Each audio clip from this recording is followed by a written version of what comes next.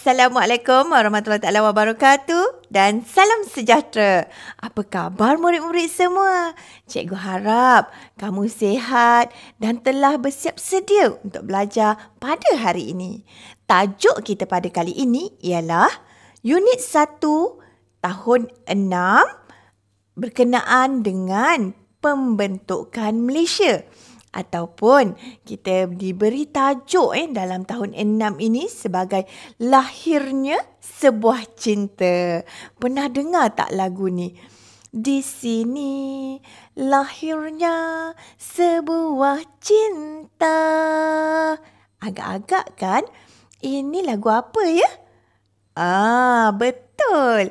Ini adalah lagu warisan yang dinyanyikan oleh Allahyarham Sudirman. Apa agak-agak kan objektif pembelajaran kita pada hari ini? Jom kita tengok. Yang pertama, kita dapat mengenal pasti sebab-sebab pembentukan Malaysia.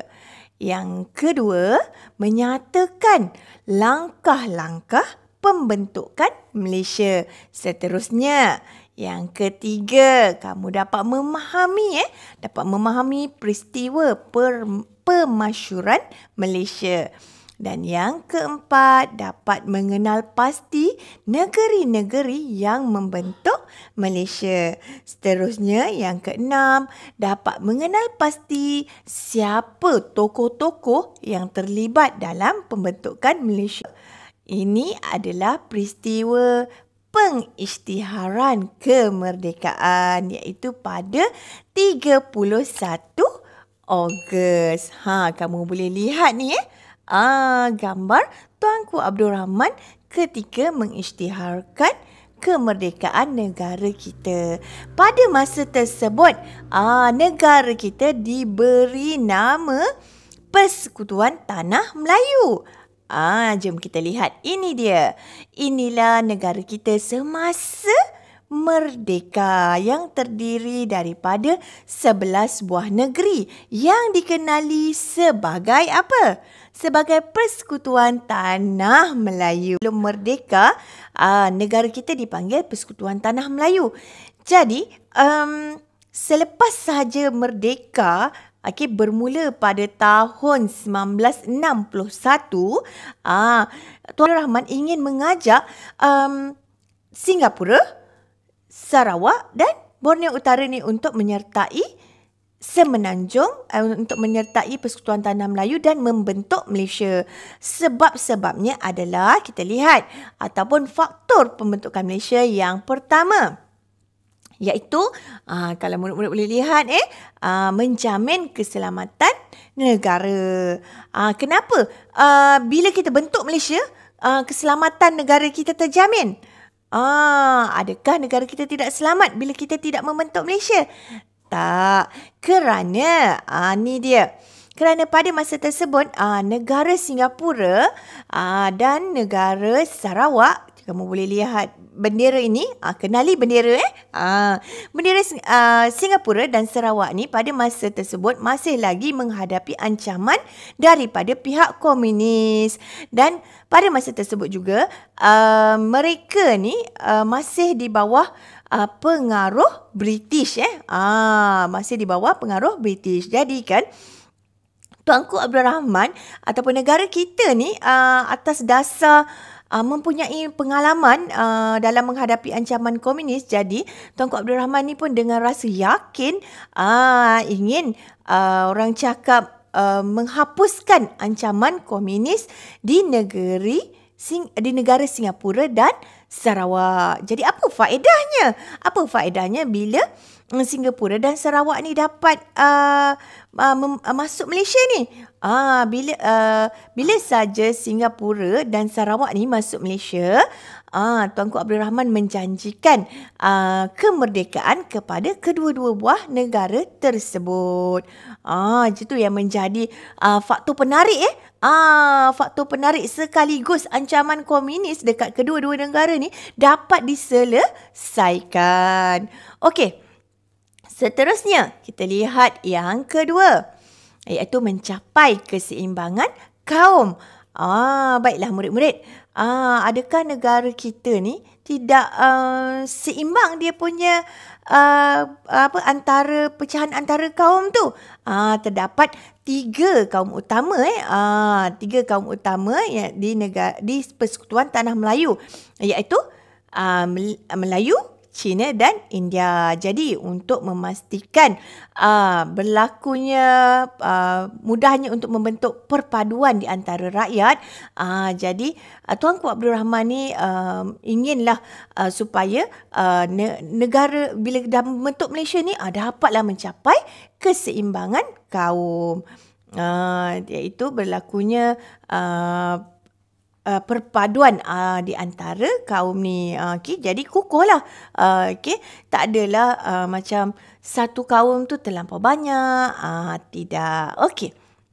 Seterusnya kita lihat faktor yang ketiga. Iaitu kita memajukan sosioekonomi. Kenapa saya cakap memajukan sosioekonomi? Kerana semasa sebelum merdeka, kita dijajah oleh British. Sebenarnya untuk makluman murid-murid semua, negara kita ni sebenarnya kaya dengan hasil bumi. Hasil bumi kita apa? Seperti biji timah, seperti rempah ratus. Itu semua merupakan hasil daripada negara kita. Jadi kan, Tuanku Abdul Rahman mengambil inisiatif apabila dapat membentuk Malaysia ni, dia nak majukan, dapat menarik pelabur luar. Dia nak majukan bidang sosioekonomi ni. Secara tak langsung bila kita dapat membentuk Malaysia, dapatlah kita dapat memajukan taraf hidup rakyat. Jadi bila percantuman ini akan membuka peluang pekerjaan. Sebab kalau kita berdiri sendiri, kita akan jadi macam keseorangan kan. Tapi bila kita bergabung, kita akan menjadi kuat. Maksudnya saya suka untuk menggunakan bila sendiri kita biasa, tapi bila bersama kita menjadi luar biasa. Jadi itulah dia antara faktor pembentukan Malaysia. Seterusnya, kita dah tahu dah kenapa sebab-sebab nak membentuk Malaysia tadi kan. Ada 3 sebab tadi. Sekarang kita akan lihat pula dia punya langkah-langkah. Murid-murid boleh lihat langkah-langkah pembentukan Malaysia. Apa cara dia? Bagaimana langkah-langkah pembentukannya? Dia bermula pada tahun 1961. Ada 2 peristiwa penting yang berlaku pada tahun 1961. Iaitu yang pertama, murid-murid boleh lihat boleh lihat di sini, Mei 1961. Abdul Rahman Tuanku Abdul Rahman telah mengumumkan gagasan pembentukan Malaysia. Maksudnya di sini pada tahun selepas je merdeka tu, kita merdeka 1957, pada Mei 1961 Tuanku Abdul Rahman ni dia ada idea daripada Persekutuan Tanah Melayu tu, baiklah dia bergabung dengan Singapura, Sarawak dan Sabah. Seterusnya pada Julai 1961 berlakunya penubuhan Jawatankuasa Perundingan Perpaduan Malaysia, dikenali dengan singkatan JPPM. Kenapa dia wujudkan Jawatankuasa Perundingan Perpaduan Malaysia ni? Untuk penerangan tentang pembentukan Malaysia. Ingat, pada 1961 ada 2 perkara penting ni. Idea daripada Tuanku Abdul Rahman untuk membentuk Malaysia. Lepas tu yang kedua, tertubuhnya JPPM. Kita lihat pula pada Januari 1962. Pada masa ini berlakunya pembentukan Suruhanjaya Kobalt. Sebenarnya kan, apa ya tujuan Suruhanjaya Kobalt ini ditubuhkan? Untuk memungut orang cakap pungutan suara. Kita nak tahu reaksi penduduk Sabah dan Sarawak serta Singapura, dia bersetuju tak untuk menyertai Malaysia. Okey, baiklah. Seterusnya pada September 1962 diadakan referendum. Referendum diadakan di Singapura. Apakah itu referendum? Referendum ini bermaksud pungutan suara. Maksudnya dia nak tahu juga penduduk di Singapura ni bersetuju ataupun tidak. Tadi yang Suruhanjaya Kobalt tadi untuk mengetahui reaksi penduduk di Sabah dan Sarawak. Okey, seterusnya kita pada tahun 1963. Baiklah, kita lihat pada Julai 1963, laporan Suruhanjaya Kobalt ini telah dibentangkan dan telah dipersetujui. Akhirnya ditandatangani oleh Wakil Persekutuan Tanah Melayu pada masa tersebut, iaitu Tuanku Abdul Rahman, dan ditandatangani oleh Wakil Singapura, Sabah dan Sarawak. Okey, selepas telah menandatangani perjanjian tersebut pada Ogos 1963. Dapat pula tentangan. Tadi dah ditandatangani. Berlaku pula tentangan daripada negara jiran yang lain. Apa dua negara tersebut? Dua negara tersebut adalah Indonesia dan Filipina. Jadi untuk menyelesaikan masalah ini, Tuanku Abdul Rahman dan negara-negara yang menentang ni telah bersetuju untuk mendapatkan penyelesaian dengan daripada Pertubuhan Bangsa-Bangsa Bersatu ataupun PBB. Jadi apa yang PBB buat?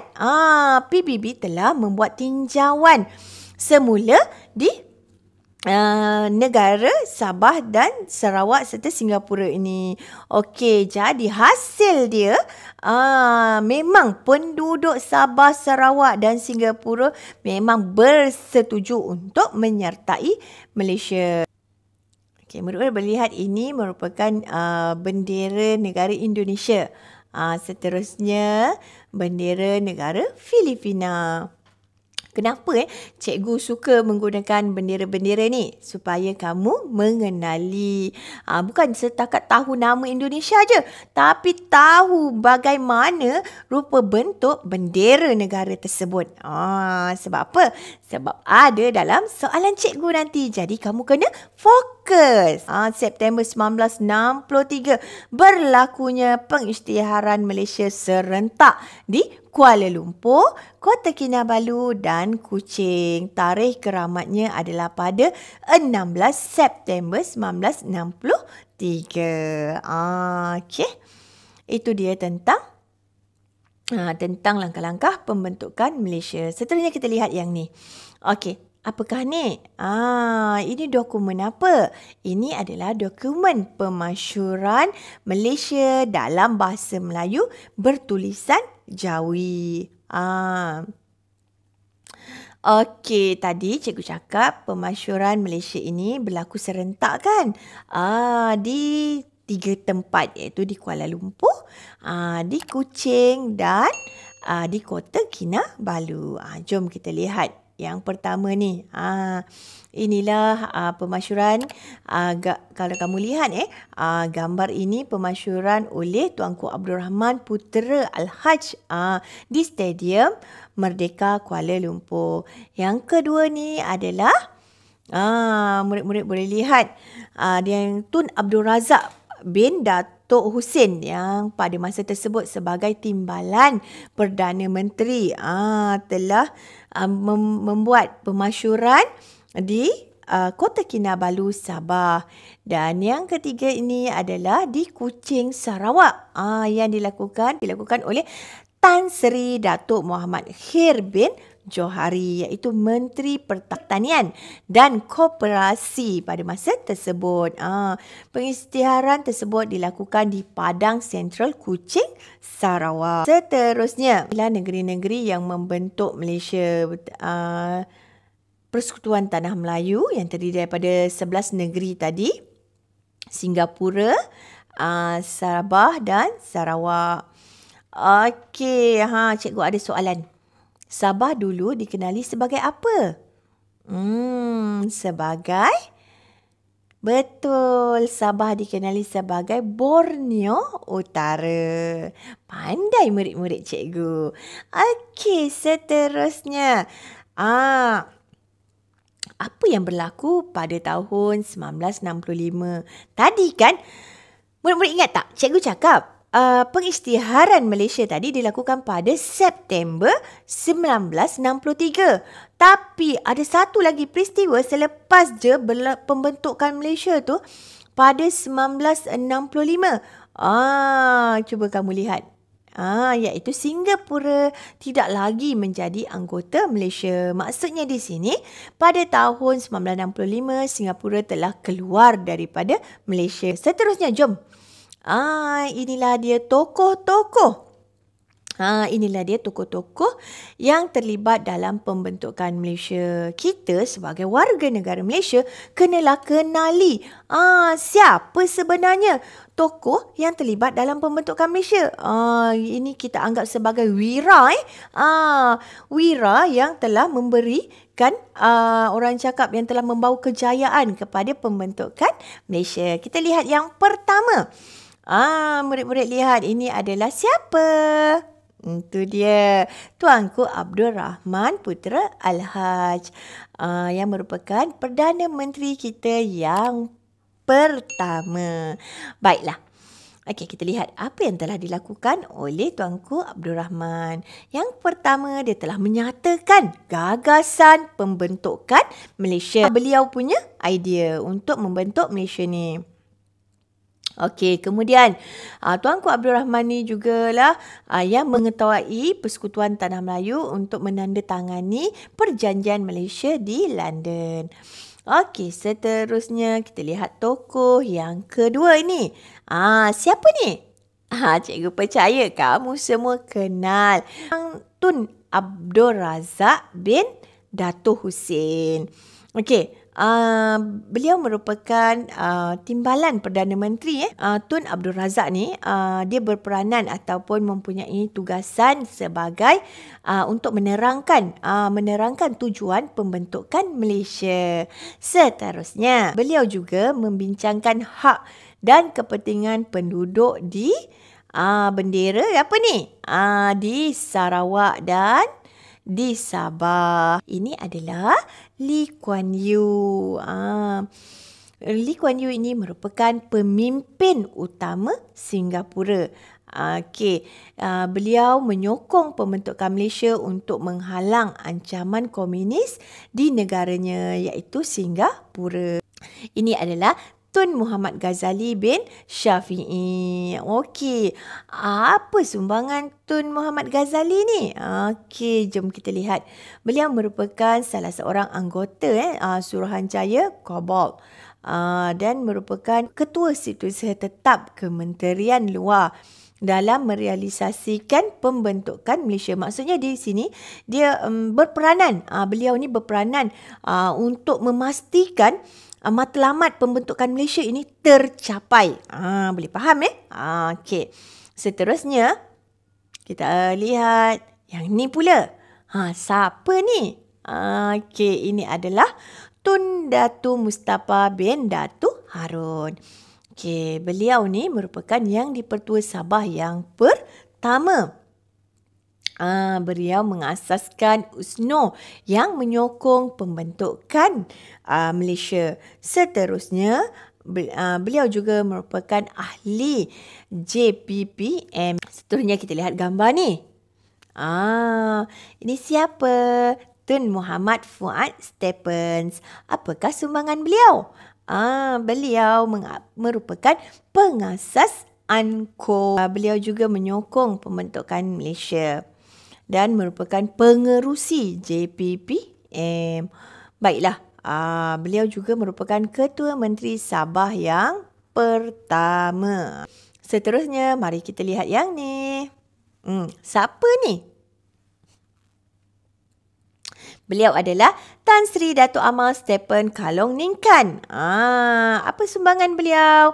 Beliau merupakan Ketua Menteri Sarawak yang pertama. Okey, menubuhkan Sarawak National Party atau dikenali sebagai SNAP. Seterusnya, beliau juga merupakan ahli JPPM yang berperanan untuk menerangkan tentang penubuhan Malaysia. Dia nak terangkan kepada semua penduduk di Sabah, Sarawak dan Singapura apakah tujuan sebenar untuk pembentukan Malaysia ini.